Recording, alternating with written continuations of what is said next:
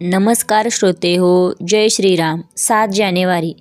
नामाचे प्रेम येण्यासाठी खरी कळकळ पाहिजे. नामाचे प्रेम का येत नाही हा प्रश्न बहुतेक जण विचारतात. पण थोडासा विचार केला तर असे लक्षात येईल की हा प्रश्न बरोबर नाही.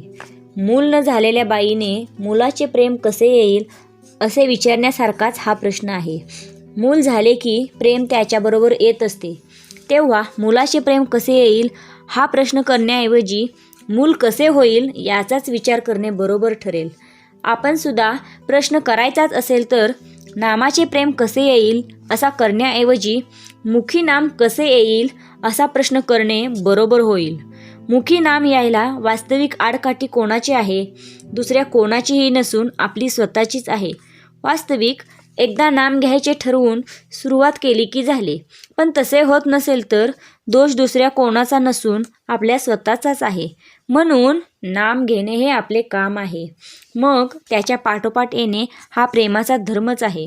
जसे आईच्या बाबतीत मूल आणि प्रेमाचा पाना ही निराळी असूच शकत नाही, तसे नाम आणि त्याचे प्रेम ही एकमेकांना सोडून राहूच शकत नाही.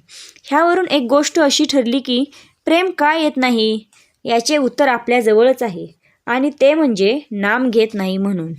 यावर कोणी असे म्हणेल की आम्ही नाम घेतोच आहोत तरीही प्रेम का येत नाही, हे विचारणे ठीक. पण आता आम्ही जे नाम घेतो म्हणून म्हणतो त्याचा विचार केला तर काय दिसेल?